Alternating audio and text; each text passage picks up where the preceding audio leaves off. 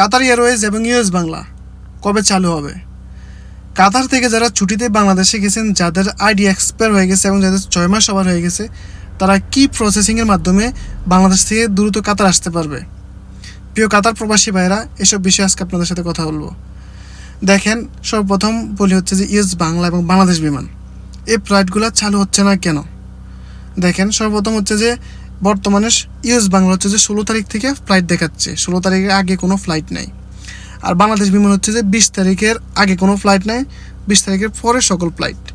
এখন সকল এজেন্সিওয়ালারা বলতেছে যে এই তারিখের আগে তো চালু হওয়ার সম্ভাবনা নাই, তবে যে তারিখে ফ্লাইটগুলো দেখাচ্ছে ওই তারিখে সম্ভাবনা আছে। যেহেতু এখনও পর্যন্ত কোনো আপডেট আসে নাই, এটা শিওর করে কে কখনো বলতে পারবে না। তবে কিছু প্রবাসী ভাইয়েরা কমেন্টে এসে বলতেছে কি জানেন, যে 2 টাকা বেশি হলে অন্যান্য ফ্লাইটে যাবে, ইউএস বাংলা, বাংলাদেশ বিমান এসব ফ্লাইটে আর টিকিট কাটবে না।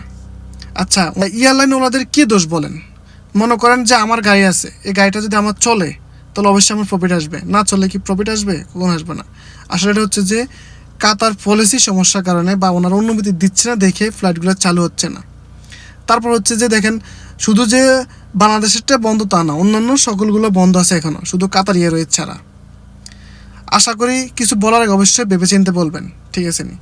আর যাদের আইডি এক্সপায়ার হয়ে গেছে, আপনাদের কোম্পানির বন্দুক বা কোম্পানি ওনারের কাছে মেসেজ করবেন, যাদের সাথে আপনার কথাবার্তা হয়, ওনাকে বলবেন যে আইডিটা রিনিউ করার জন্য মেত্রাস থেকে, ওনার মেত্রাস থেকে অ্যাপ্লাই করলে এটা হয়ে যাবে, ঠিক আছে?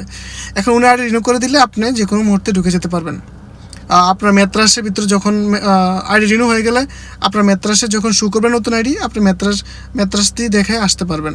আর যদি সম্ভব হয় আপনার কারোর মাধ্যমে আইডিটা নিয়ে যেতে পারবেন বা আপনি কুরিয়ার করে নিতে পারবেন। আর যাদের 6 মাস হয়ে গেছে তারা রি-এন্ট্রি পারমিট নিয়ে আসতে পারবেন, কোনো ঝামেলা নেই। আশা করি বুঝতে পারছেন। ভিডিওটা ভালো লাগলে শেয়ার করে দেবেন।